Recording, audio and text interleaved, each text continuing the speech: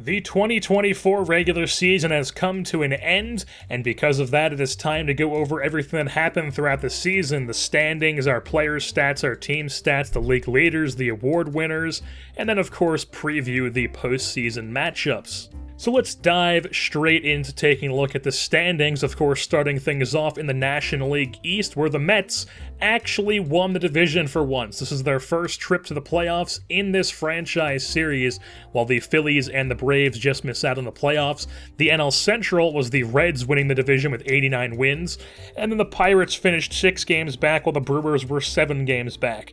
And then where it gets really interesting is, of course, the NL West, where we won the division with 107 wins. The Padres were in second place, 5 games back with 102 wins, and the Dodgers were in third place, 9 games back with 98 wins. So to put that in perspective, the third place team in the National League West wins 98 games, while the division winner in the National League East only wins 90, and the division winner in the NL Central only wins 89. So that wild card plus whoever wins the wild card then moves on to take on us in the National League Division Series. Whoever wins that series is probably going to be the favorite, or they will be the favorite, to go win the National League pennant and then move on to the World Series.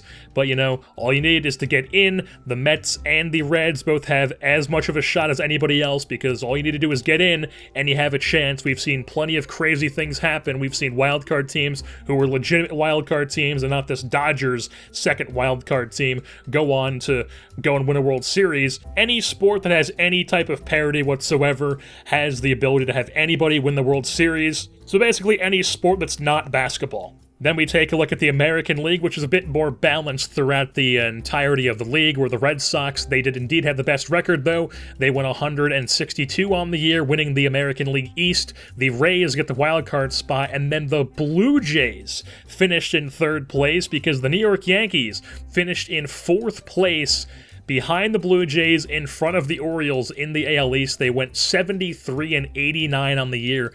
That is the first time in my lifetime that they would have finished below 500. The last time the Yankees finished a season below 500 in real life was 1992. That was the year Jeter was drafted, and it was the year that Buck Showalter was in his first season as the Yankees manager. They went 76-86 that year. Then taking a look at the American League Central, the Royals did indeed win the division, but it went down to the wire. The Twins were only 1 game back, so basically the Royals and the Twins have been playing playoff games for like an entire month now, so they are just in that playoff mentality. Then in the American League West, the A's easily won that division. The Astros won 88 games, but they were still 10 games back, and they ended up missing out on the wild card as well, as the Twins and the Rays are going to be duking it out in the wild card. The Astros miss out by the wild card by 1 single game. So just a tough break for the Houston Astros there, and on your screen you have the playoff bracket. There you have it. We will talk more about that later on in the video. Now we're going to move on to taking a look at our Giants players' stats, starting things off with the hitters, of course. Gilberto Fuentes had another fantastic season for us. He continues to get better. A 974 OPS, 31 home runs, 24 doubles, 15 swiped bags.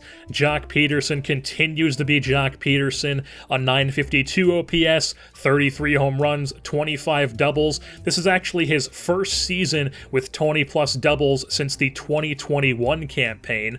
And then Javi Baez, another 900-plus OPS on the team. He was absolutely on fire throughout the entire second half of the season. A 926 OPS, 50 home runs on the year, also drove in 128 runs and swiped 15 bags. By far a career high in home runs. It's also the first time he has had a 900-plus OPS. And honestly, if you look at his power rating, it's not even that high. There are countless players in the league currently with a better power rating. He just got lucky and had a huge stretch in the second half that he took into having 50 home runs. And then you've got Connor Panis. Pan, the man with the pan. 920 OPS, 13 home runs through 230 ABs for Pan, the man. I'm hoping this season is not going to be a fluke, and he's going to continue to be a solid player for us at the major league level.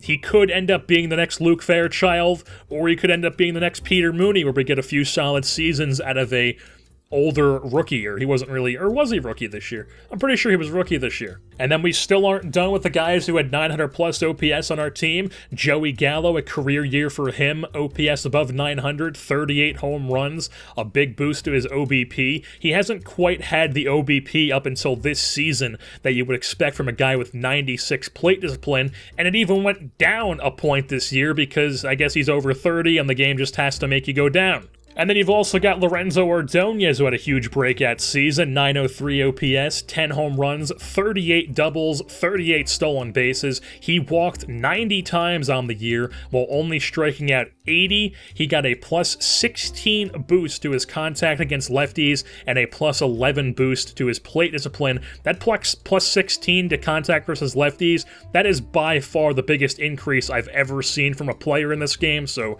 that puts into perspective just how incredible Ordonez's season was. And then Elliot Ramos, 870 OPS, 29 home runs, 24 doubles. Our outfield has some insanely good young talent when you look at him and Ordonez. Then we've got Colin Moran, who was the bat we picked up at the deadline. He had a great season, 847 OPS, 20 home runs, 24 doubles. Obviously, those were split between the Giants and the Pirates. And then the worst bat of our starting lineup this year was Joey Bart. Extremely disappointing offensively this year, 719 OPS, and it's not one of those seasons where someone has a good average and a good OBP, they just didn't really slug, and that's why their OPS is low. He just had a flat-out bad season. Not a good average, not a good OBP, not a good slugging percentage, which is quite disappointing to see from Joey Bart, because a big part of his game is being a good hitting catcher.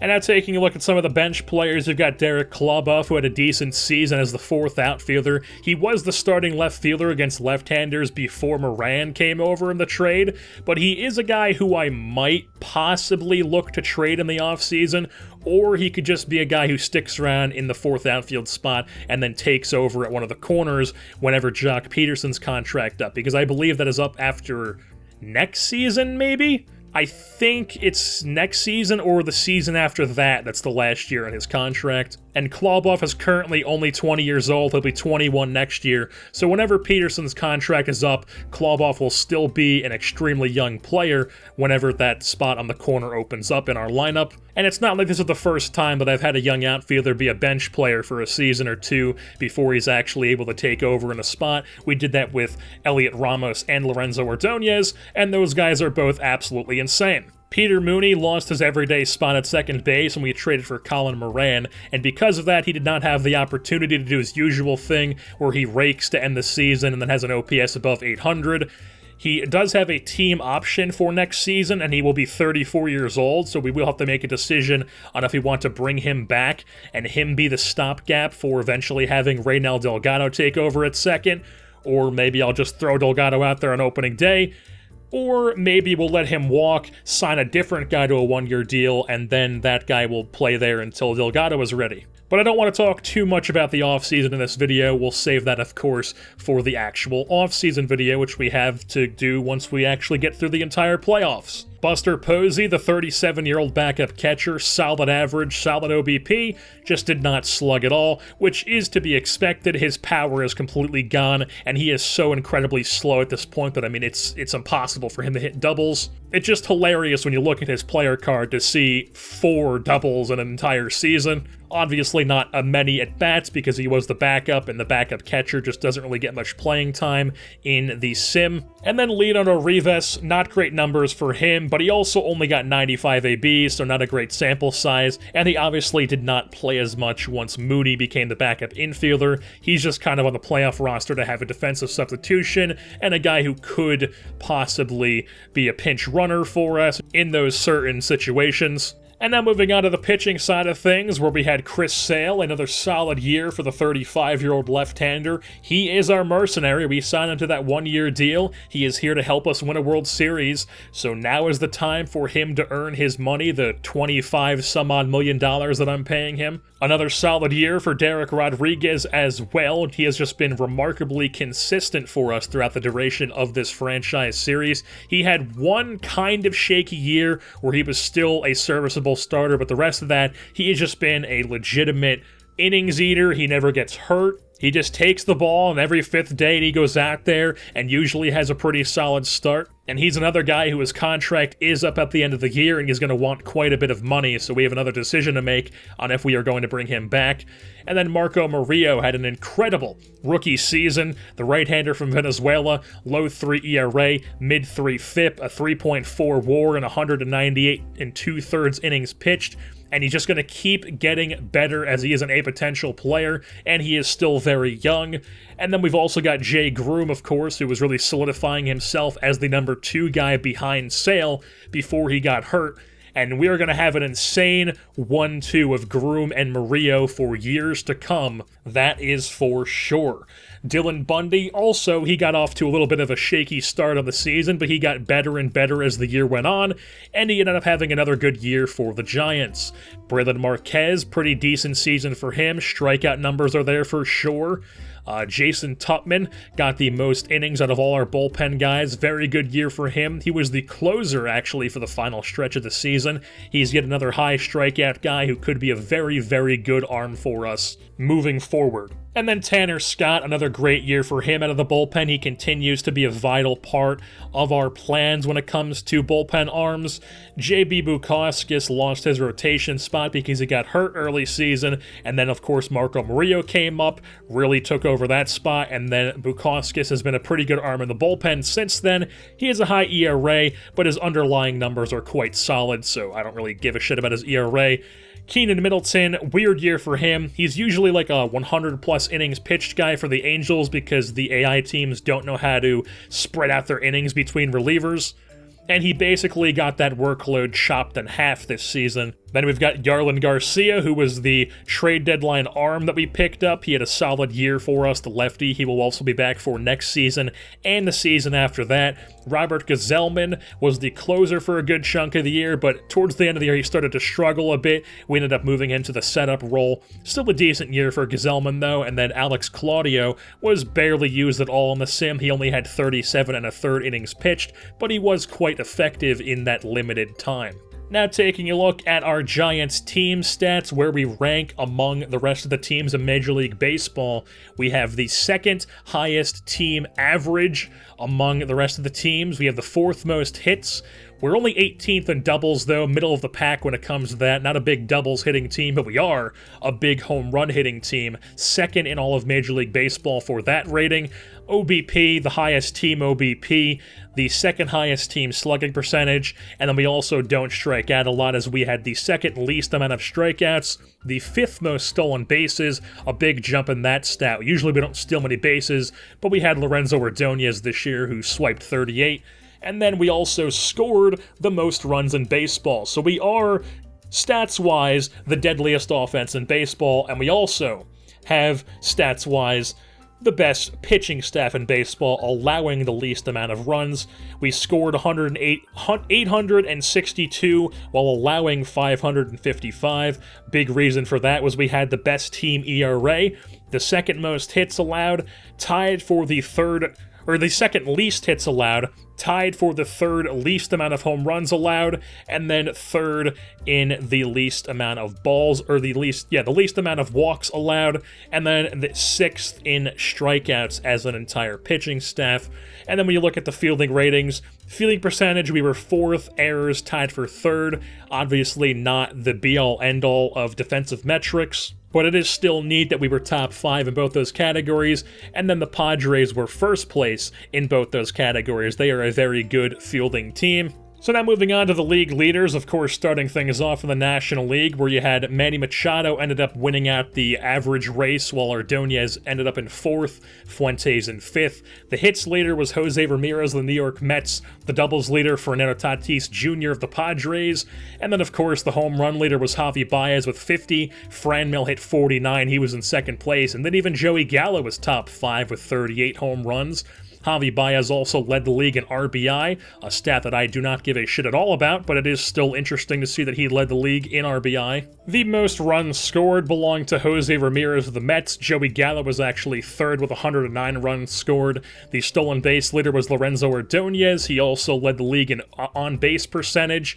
OPS leader was Cody Bellinger from the Phillies, and then Gilberto Fuentes was actually the second highest OPS in the National League, while the WAR leader was Manny Machado with a 9.8 WAR on the year, an absurd season for the Padres' third baseman. Then on the pitching side of things, Derek Rodriguez led the National League in ERA, WHIP, and complete games, although he was tied with complete games with 3 of those with Chris Sale, who was also the National League strikeout leader, while the WAR leader was Noah Syndergaard of the Cincinnati Reds. Sale was 10th in that category, Rodriguez was 11th, and then even Jay Groom qualified 13th despite missing almost 2 months of the season. So it is pretty nutty to imagine what he could have possibly done if he was not hurt. And then in the American League side of things, their hit leader was Albert Almora Jr. of the Seattle Mariners. Their doubles leader was Jose Altuve, followed by Adam Frazier and Jorge Bonifacio of the Oakland Athletics. The home run leader was another A and Brandon Nimmo. Yoan Moncada and Ryan O'Hearn are doing their things with Kansas City. Those are their big bats. And then the OPS leader was also Brandon Nimmo of the A's, while the WAR leader was Xander Bogaerts of the Red Sox with a 7.9, and then Trout was second with a 7.5 wins above replacement. On the pitching side of things in the American League, you've got Luis Castillo, the Boston Red Sox starter, ended up winning 23 games. Yet another stat that I do not care about at all, but it is still interesting to see that a player had more than 20 wins. The ERA leader was Parker Bridwell of the Angels, while Brad Sanchez, the Kansas City Royals ace, was second place. And then the walks allowed, a big reason why the Royals had such a good pitching staff was Brad Sanchez, and then also Jake Junis, who had the least amount of walks allowed, and then as a result of that also had the lowest whip among qualified starters. The strikeout leader was Luis Castillo, as well as the WAR leader. He was tied with his teammate Sean Manaea at a 6.0 wins above replacement. So if we take a look at the league leaders in the National League, there's Javi Baez, who won the MVP. If you ask me, I mean, that's not too bad. He still had a 900-plus OPS, led the league in home run and RBI, but I mean, that award literally is the home run award. It shouldn't be, but it is in this game, so Baez gets the MVP. And then the Cy Young winner, I personally don't think Chris Sale deserved this at all, but he got the award probably because the game just thinks that he's good because he's a high overall. It wasn't even like he had an absurd amount of wins or anything. They just gave the award to him, I guess, since the game's just so accustomed to giving Chris Sale Cy Young awards. And then the National League batting title went to Manny Machado. The reliever of the year was Jonathan Holder of the Braves. The rookie of the year was Roger Wagner from the Dodgers. The Gold Glove catcher was Ronaldo Hernandez of the Braves. He dethrones Jorge Alfaro, who had pretty much won the past few seasons with the Marlins. The Gold Glove third baseman was Matt Chapman with his first season with the Dodgers. The shortstop was Fernando Tatis Jr. And then Will Myers in left field, two Padres who of course led the league in fielding percentage and least amount of errors committed. And then the Gold Glove center fielder was Harrison Bader for the second year in a row. He has insane fielding ratings, so it's not hard to see why he won a Gold Glove, and he's actually signed to a hefty long-term deal purely for his glove as well, because he has not been a great offensive player, had a pretty decent year offensively this year, not anything spectacular, but definitely serviceable, but besides that, he's been a pretty below-average hitter. Yet the Cardinals continue to hit him leadoff, possibly why the Cardinals are consistently a last-place team in this. And then, of course, the Gold Glove at right field was Mookie Betts of the Mets, and Javi Baez, since he did win the MVP, is obviously the Silver Slugger at shortstop. He dethrones Paul DeJong, who pretty much had a monopoly on that award. Then if you take a look at the American League side of things, their MVP and their Cy Young was Luis Castillo of the Boston Red Sox. I guess that's what happens when you win 23 games, lead the league in WAR and strikeouts. The batting title winner in the American League was Albert Almora Jr. of the Seattle Mariners. He has been a much better player for the Seattle Mariners than he ever was with the Cubs in this series. So they definitely have themselves a stud. It's just they haven't been able to compete because they're in a division with a loaded A's team and also the Astros team that has been very good as well. And then you never know when the Angels are going to be good because they have Mike Trout. And building a good team around a really good player like Mike Trout in this game is absurdly more easy in this than it is in real life. While the reliever of the year was Bill Cooley of the Toronto Blue Jays, their stud closer. The rookie of the year was Matt Manning from the Detroit Tigers, and then Brandon Nimmo did not get the MVP. He was the runner-up for that. They gave it to Castillo instead, obviously, so Nimmo gets the Hank Aaron Award, and then also a Silver Slugger. So now it's time to take a look at the playoff preview. There you have the bracket in front of you, and there you have it after the wildcard games have been played. So the San Francisco Giants will be taking on the San Diego Padres, and the Boston Red Sox will be taking on the Minnesota Twins. The American League wildcard game was a close one, a one-run win for the Twins, a 7-6 win. They stormed back, scored 3 runs in the bottom of the 9th to walk it off, and beat the Tampa Bay Rays to secure their spot in the division series.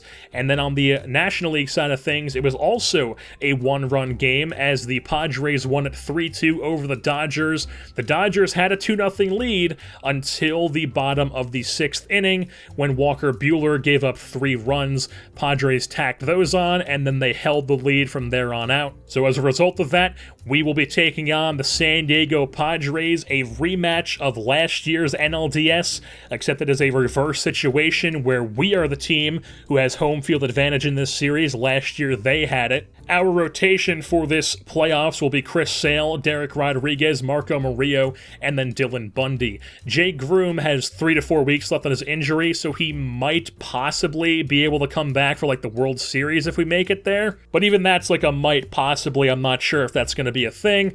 And then our bullpen with Braylon Marquez shifting back over to the pen, and then we have a deep enough bullpen this year to where everybody will be used. I have no quarrels with using any of these guys in any different spots. Nobody has a defined role, especially in the playoffs. There's not this guy gets the 9th, this guy gets the 8th. It's if we have a high leverage spot, this guy is getting thrown in there because he's a high leverage pitcher.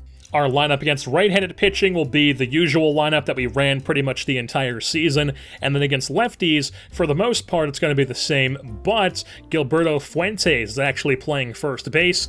He usually does not play against lefties, but we're going to give him some ABs in the playoffs here against lefties because I feel like his plate discipline and his ratings aren't that bad against lefties to where he is still able to be a part of our lineup. And I'd rather have him playing there than just kind of hoping that Peter Mooney figures it out. So Panis is in left field, Fuentes is at first, and Colin Moran is at second base. While on the Padres side of things, their rotation is going to be Luis Patino, Chris Paddock, Mackenzie Gore, Dinelson Lamet, and then Eric Lauer. It makes sense that they would roll with 4 starters, especially when you see their overalls, but the AI does not do that because the AI does not have the ability to go, oh, it's playoff time, maybe we should only use 4 starters like every team has always been in the last, decade of baseball. And then their bullpen is definitely deeper this year than it has been over the years. Hader is a flat-out stud at the back end of it. Their lineup against right-handed pitching has Travis Jankowski in left field and leading off. They got Fernando Tatis Jr. at shortstop. And then against lefties, it's Urias at shortstop, while Myers is in left field because Tatis and Jankowski do not play against lefties for whatever reason. Tatis doesn't really make much sense. Jankowski does make sense because he just can't hit against lefties. And then Machado, Reyes, and Hoskins are the big 3 that obviously play against all sides no matter who's pitching. So there you have it. That's what the 2024 NLDS is going to look like for us. Game 1 will be Chris Sale taking on Luis Patino, and as always, we will be quick managing until someone is facing elimination, and that is where I start playing the full games, jumping in and out of games while quick managing if I feel necessary.